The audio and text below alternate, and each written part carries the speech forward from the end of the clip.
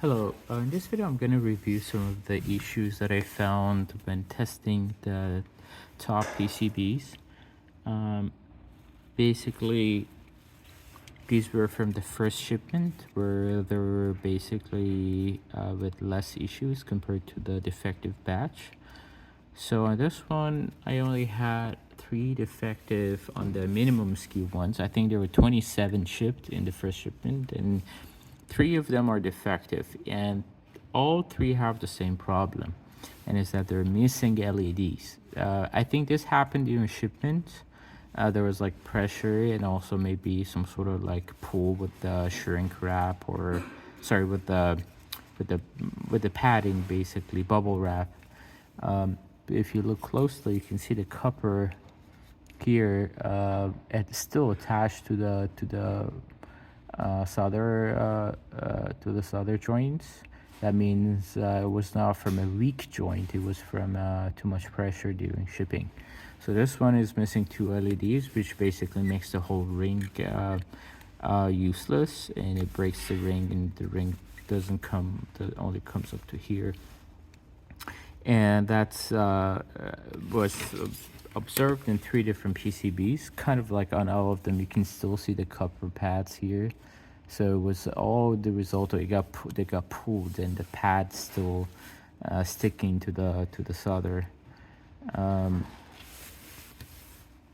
Yeah, on this one also the same. You're missing 3 LEDs. So out of 27, 3 of them had this problem. The rest were okay.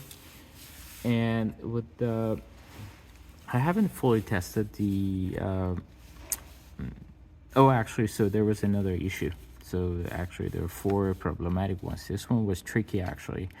So on this one, everything is okay functionally, but this button doesn't have haptic feedback. So if I do this one, you can hear it click. This one, you can hear it click.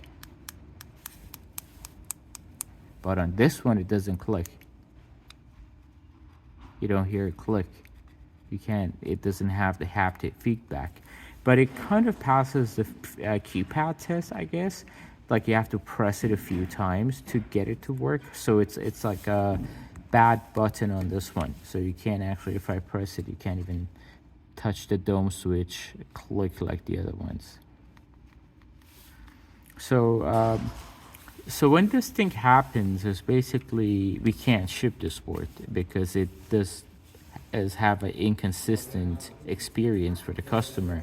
You want to hear it click, and when it doesn't do, they feel like it's gone bad, or so it's, I would consider this a defective board. But the problem is that like right now we're kind of like this board could have been used if this button was working. So basically, I guess for these kinds of issues, we can rework them. Same with the LEDs. I guess if there's 1 or 2 missing LEDs, can be reworked. But the thing is that doing it in the US is going to take a long time, and it's not really worth it. So if you can kind of have a procedure to also test for this situation, and then rework one button that is defective, it'll be great. I'm going to attempt to rework this myself. And then you know, it's basically may not be like, for these ones I'm probably not going to attempt to rework them. Like a 3 LEDs, not super easy to assemble, and but in this one it's probably worth the time to just fix this button. But I just wanted to mention in the video, and also kind of we can have a procedure to detect it during the keypad test and mark those PCBs for rework later. Okay, this one is also quite interesting. So on this one, we're missing the receiver, IA receiver. It's not just it got disassembled, it came off. It was not assembled, it came off during shipping.